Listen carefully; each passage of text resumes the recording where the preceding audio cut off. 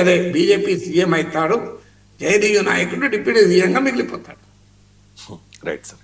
ఇక ట్రంప్ ఆంక్షల నేపథ్యంలో గత కొంతకాలంగా కాంగ్రెస్ పార్టీ మోదీని టార్గెట్ చేస్తూ అనేక విమర్శలు చేస్తోంది. దానిలో ప్రధానంగా రాహుల్ గాంధీ ఈ మధ్యనే కామెంట్ చేశారు కదా సార్, మోదీ ట్రంప్కి భయపడుతూ ఉన్నాడు అని చెప్పేసి. రీసెంట్గా ట్రంప్కి మోదీ మొహం చాటేస్తూ ఉన్నాడు అంటూ కాంగ్రెస్ నాయకులు విమర్శలు చేస్తూ ఉన్నారు. వాస్తవంగా గాజా పీస్ డీల్కు మోదీకి ఆహ్వానం అందింది, కానీ మోదీ అటెండ్ కాలేదు, తన ప్రతినిధిని పంపించారు. అలాగే ఈ నెల 27న మలేషియాలో ఆసియాన్ శిఖరాగ్ర సదస్సు జరగబోతోంది. దీనికి కూడా ప్రధాని మోదీ హాజరవుతారని అనుకున్నారు, కానీ ప్రధాని మోదీ వర్చువల్గా మాత్రమే హాజరవుతూ ఉన్నారు. సార్ ఏంటి సార్, కాంగ్రెస్ ఆరోపిస్తూ ఉన్నట్టుగా ట్రంప్కు మొహం చాటేస్తూ ఉన్నారా మోదీ? కాంగ్రెస్ ఆరోపిస్తున్న మొహం చాటేస్తున్నాను కాదు, భయపడుతున్నానని ఆరోపణ. మొహం చాటేయడం వేరు, భయపడడం వేరు. మా కాంగ్రెస్ ఆరోపణ మోడీ ట్రంప్కు భయపడుతున్నాడని. మొహం చాటేయడం పెద్ద నేరం కాదు, భయపడడం పెద్ద నేరం అవుతుంది. సో ఈ రెండే కాదు, మీకు యునైటెడ్ నేషన్ జనరల్ అసెంబ్లీ కూడా మీకు వాస్తవంగా first list of speakers UN release చేసినప్పుడు నరేంద్ర మోడీ పేరుంది. తర్వాత ట్రంప్ వస్తున్నాడు అని తెలిసిన తర్వాత నరేంద్ర మోడీ పేరు డ్రాప్ అయి జయశంకర్ పేరు వచ్చింది. అంటే ఇప్పటి వరకు ట్రంప్ అటెండ్ అవుతున్న ఏ సభకు మోడీ అటెండ్ అవుతలేడు. ఫిబ్రవరిలో ట్రంప్తో వైట్ హౌస్లో సమావేశమయ్యాడు మోడీ. ఆ తర్వాత ఇక ట్రంప్ విశ్వరూపం మొదలైంది. ఇండియా పైన అత్యధికంగా ప్రపంచంలో ఏ దేశం పైన లేని టారిఫ్లు విధించారు. తర్వాత ఇండియాను డెడ్ ఎకానమీ అన్నాడు, ఐ లవ్ యూ పాకిస్తాన్ అన్నాడు, అసీమిను తెగ పొగుడుతున్నాడు. ఇదంతా మనం చాలాసార్లు మాట్లాడుకున్నాం. ఆ తర్వాత ట్రంప్తో ఇప్పటి వరకు ఏ సమావేశానికి మోడీ ఆసక్తి చూపలే. G7 శిఖరాగ్ర సభకు కెనడాకి వెళ్ళాడు మోడీ. ట్రంప్ కూడా వచ్చాడు, కానీ అక్కడ కలుస్తారు అనుకున్నారు. కానీ ఈలోగా ఇరాన్పై యుద్ధానికి అమెరికా దాడికి ప్రిపేర్ అవుతున్న సమయంలో ట్రంప్ తన ప్రోగ్రామ్ను కట్ షార్ట్ చేసుకొని వెళ్ళిపోయాడు. అక్కడ వైట్ హౌస్కు అసీం మునీర్కు లంచ్ ఇచ్చాడు. అప్పుడు మోడీని రమ్మని ఫోన్ చేశాడు. అసీం మునీర్ని వైట్ హౌస్లో పెట్టుకొని మోడీ రమ్మన్నాడు. మోడీని అసీం మునీర్ని కలుపుదామని ప్లాన్ చేశాడు. ఇది గుర్తించి నరేంద్ర మోడీ తెలివిగా భారత ప్రభుత్వం అవాయిడ్ చేసింది. అప్పుడు అవాయిడ్ చేసి వచ్చి పూరిలో జగన్నాథ్ టెంపుల్, పూరి జగన్నాథ్ రథయాత్రకు వచ్చి నాకు జగన్నాథుని పిలుపు ఉంది కనుక నేను ట్రంప్ దగ్గరకు పోలేదు అని ప్రకటన కూడా చేశాడు. ఇప్పుడు కూడా మలేషియా ఎందుకు పోతలేడు అంటే దీపావళి ఉంది కనుక పోతలేడు అని. ఎవరు నమ్ముతారా? ఈ సమావేశం జరిగేది 27th, దీపావళి ఉన్నది 21st అయిపోయింది దీపావళి. దానికి ఇంకో 5-6 రోజుల గ్యాప్ ఉంది. అందువల్ల దీపావళి కొరకు పోవడం లేదు అని అంటే నరేంద్ర మోడీ స్వభావానికి విరుద్ధం. ఆయన బర్త్డేల కొరకు, ఆయన ఫంక్షన్ల కొరకు, ఆయన ప్రభుత్వ కార్యక్రమాలు వదిలే మనిషి కాదు. నరేంద్ర మోడీ స్వభావమే మీరు నరేంద్ర మోడీ లీవ్ పెట్టినట్టు, ఆయన ఎంజాయ్ చేస్తానికి విహారయాత్రకు పోయినప్పుడు ఎప్పుడైనా చూసారా మీరు?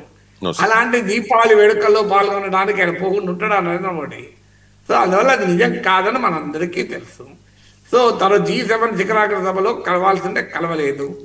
ఆ తర్వాత యునైటెడ్ నేషన్ జనరల్ అసెంబ్లీకి వెళ్ళలేదు. మోడీ ట్రంప్ వస్తున్నాడంటే ట్రంపే కాదు, Egypt president, America president Donald Trump, Egypt president ఇద్దరు కలిసి ఈ ఈజిప్ట్లోని షర్మల్ షేక్లో గాజా పీస్ డీల్ కార్యక్రమం పెట్టారు. దానికి మోడీని ఆహ్వానించారు. మోడీ పోలేదు, షబాజ్ షరీఫ్ పోయాడు. యునైటెడ్ నేషన్స్ కూడా మోడీ పోలేదు, షబాజ్ షరీఫ్ పోయాడు.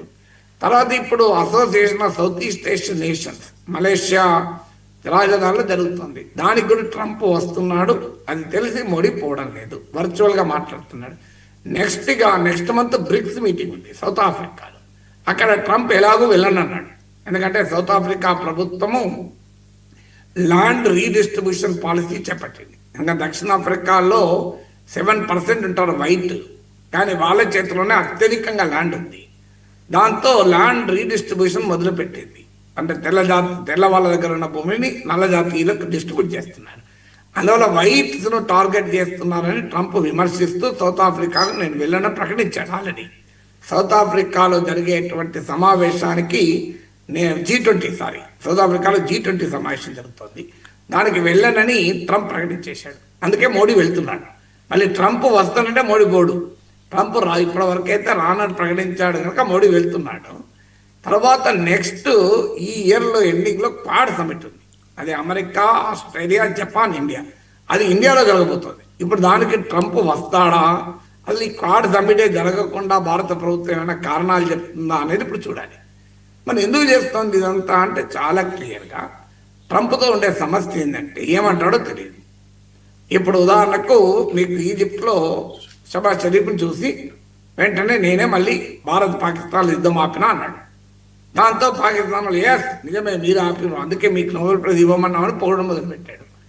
ఆడ మై ఫేవరైట్ అసీం మునీర్ అన్నాడు. అక్కడ మోడీ ఉంటే ఏంటి పరిస్థితి, ఎంత ఎంబరాసింగ్గా ఉంటుంది. అందుకే జయశంకర్ కూడా వెళ్ళలేదు, దానికి ఒక జూనియర్ మినిస్టర్ని పంపించారు. సో ట్రంప్ చాలా అన్ప్రెడిక్టబుల్. డైరెక్ట్గా mister Modiji come here shake hands with Shahbaz Sharif అనొచ్చు. అప్పుడు ఏం చేయాలి నరేంద్ర మోడీ? షేక్ హ్యాండ్ ఇవ్వకపోతే ప్రపంచ మీడియా అంతా చూస్తుండగా, ప్రపంచ దేశాధినేతలందరూ చూస్తుండగా చాలా ఎంబరాసింగ్గా ఉంటుంది. ఇస్తే రాజకీయంగా దేశంలో పెద్ద విమర్శలు ఎదుర్కొంటాడు. సో ఇండియాను పాకిస్తాన్ను ఐఫనేట్ చేయాలనేది ట్రంప్ ఆలోచన. దాన్ని భారత్ ఒప్పుకోదు. సో భారత్ పాకిస్తాన్ మధ్య యుద్ధం నేనే ఆపానని ట్రంప్ ఇప్పటికీ 30 సార్లు 40 సార్లు చెప్పుకున్నాడు. నిన్న దీపావళి వేడుకల సందర్భంగా మళ్ళీ చెప్పాడు. దాన్ని మోడీ ఇప్పటి వరకు డైరెక్ట్గా ట్రంప్ పేరు చెప్పి ఖండించలేదు. అది వ్యూహాత్మకం. ఇప్పుడు మీకు పుటిన్, రష్యా అధ్యక్షుడు పుటిన్ కూడా ట్రంప్ ఆంక్షలపై రెస్పాండ్ అవుతూ ట్రంప్ పేరు చెప్పలేదు. అందువల్ల డిప్లొమసీలో భాగం అది. కాంగ్రెస్ పార్టీ భయపడుతుంది అనొచ్చు, కానీ మనం భయపడుతుందని ఆ కంక్లూజన్కి రాకూడదు. అది ఒక డిప్లొమసీలో భాగం. ఉన్నన కాదన్నా అమెరికా బలమైన దేశం, అమెరికాతో మన సంబంధాలు అవసరము. సో మనకు ప్రతిపక్షం నుండి ఏమైనా మాట్లాడచ్చు. అందువల్ల మోడీ వెళ్ళలేదు అన్నది కారణం. ట్రంప్ ఉన్నాడు కదా అని మోడీ మొహం చాటేస్తున్నాడు, ట్రంప్ పైన ప్రత్యక్షంగా ఏమీ మాట్లాడతలేడు అనేది విమర్శలు కాదు. ట్రంప్ అన్నదాన్ని డిప్లొమాటిక్ భాషలోనైనా మోడీ డినై చేస్తే బాగుండేది అనేది తప్ప mister Trump you're telling life, ఏ ట్రంప్ నువ్వు అబద్ధాలు చెప్తున్నావు అని ఎవరు అనడం లేదు మోడీని. అలా అనడం కూడా కరెక్ట్ కాదు డిప్లొమసీలో. ట్రంప్కు ఉండే అడ్వాంటేజ్ మనకు ఉండదు కదా. కానీ ఏదో రూపంలో మోడీ చెప్పాల్సి ఉండే ఇంకాస్త గట్టిగా అన్నదే పాయింట్. అల్టిమేట్గా మాటల బట్టి కూడా కాదు, చర్యల బట్టి. ఓకే, అమెరికాతో కుదుర్చుకునే వాణిజ్య ఒప్పందం భారత్కు వ్యతిరేకంగా ఉంటే మనం ప్రశ్నించాలి, అనుకూలంగా భారత్కు అనుకూలంగా ఉంటే ఆహ్వానించాలి. సో మోడీ ట్రంప్ ఉన్న చోటి మోడీ పోయిందా లేడా అన్నది ఇష్యూ కాదు కదా. ఇక